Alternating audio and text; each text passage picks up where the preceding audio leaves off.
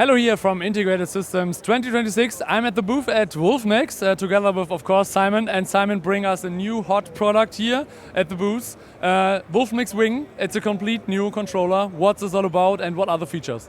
Yeah, that's right. So this week we're launching the Wolfmix WING. We're essentially bringing the Wolfmix concept to the stage. So Wolfmix was originally designed for clubs and discos and live music gigs, things like this. We designed it for the artist. So rather than for the engineer, we designed it for the artist to make lighting control more accessible and to make it feel like you were DJing you were performing with music and you were DJing when you were playing with lighting. You know, light up silicon buttons, effects generators and things like that.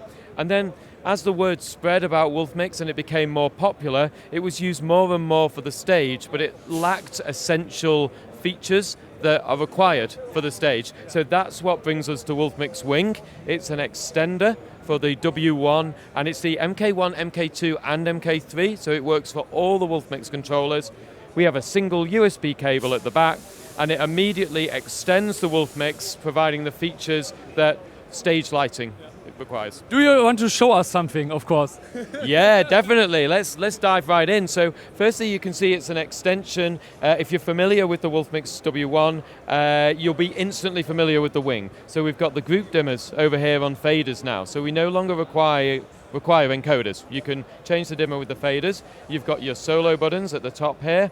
You've got your flash buttons, and then you've got your color effects in blue, your move effects in green, and your beam effects in pink at the bottom here. And you'll see as I'm pressing these buttons, the same thing's happening on the W1 over here. The faders even move, obviously they're motor faders.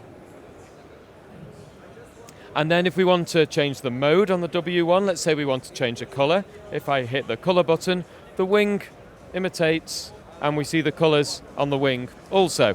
Now, one of the things that was often tricky with the W1 was editing colors and editing positions. So to edit, we've always done shift and hit.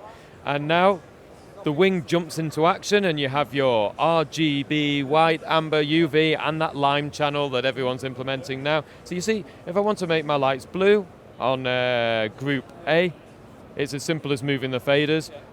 Or I can still use the color palette and the faders will follow. Now I'll show you just a little bit about the position. So if we want to edit a position, so I'm going to go over to the position screen. I'll dim down some of these other faders. So let's say I want to edit the position of my moving heads on the floor here. This is in group A. So I can shift and hit to edit the position. And you see we have the pan, tilt, fan and focus.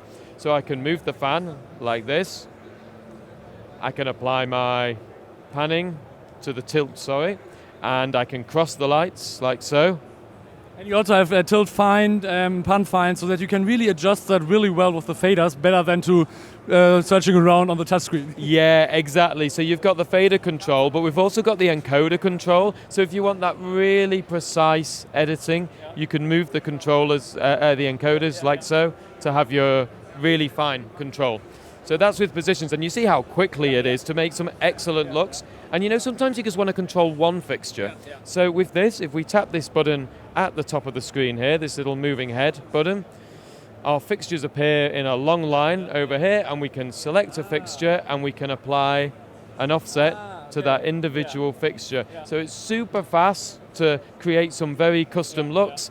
And then if I want to save, I've also got this flashing OK button over here. So they're all the main features.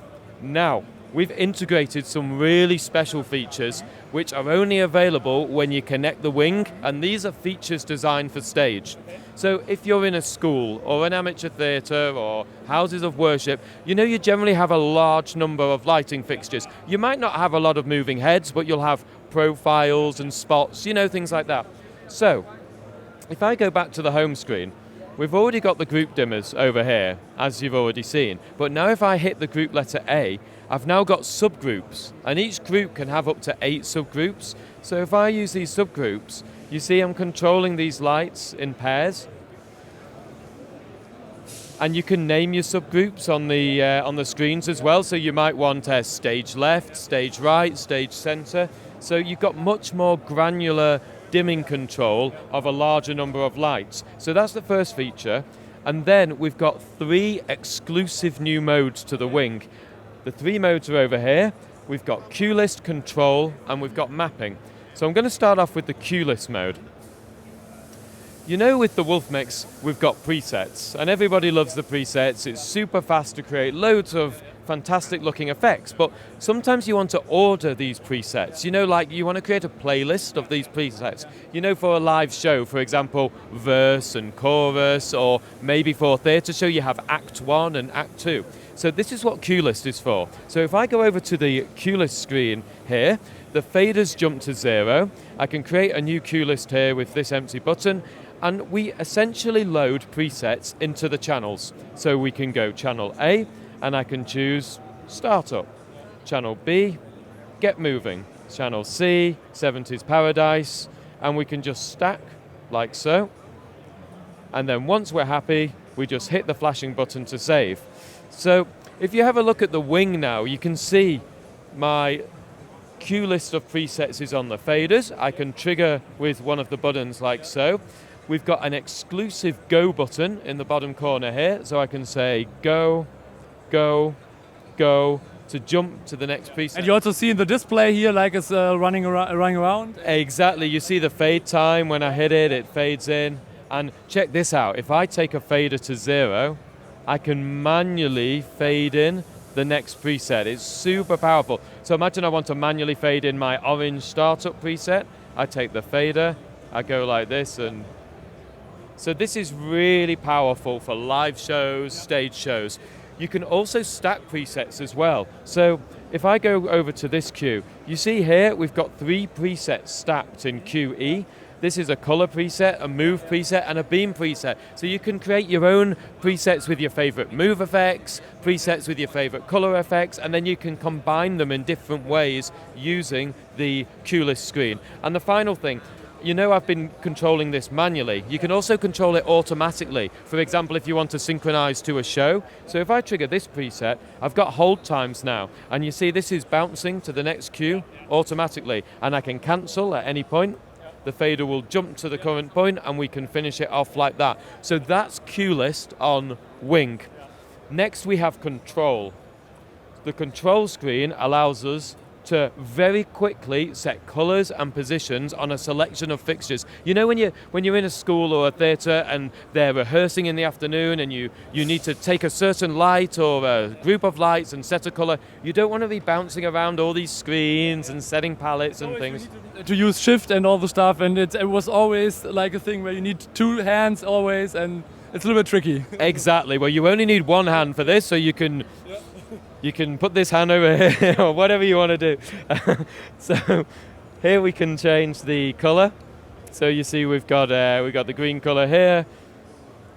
We can change the tilt like so. Then we could take the next group. We could move the tilt down.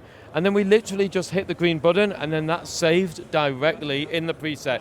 And we've got access to the subgroups as well, so you can do it on a more granular level. So it's more of a traditional way of controlling lighting, but that's the control screen. And then finally, this is the killer feature, we got the mapping screen. The mapping screen allows you to do a completely customized layout according to your own workflow and your own project. So here I've got some of my favorite presets with direct access. I've got some of my favorite color presets over here, some of my favorite. So you can use as a normal lighting designer, you can directly make a manual thing on the show if you want to press it and fire up your presets. Yep, and most of all in one place. You see, I can see everything that's going on. You know, I can move my lights up and down like this.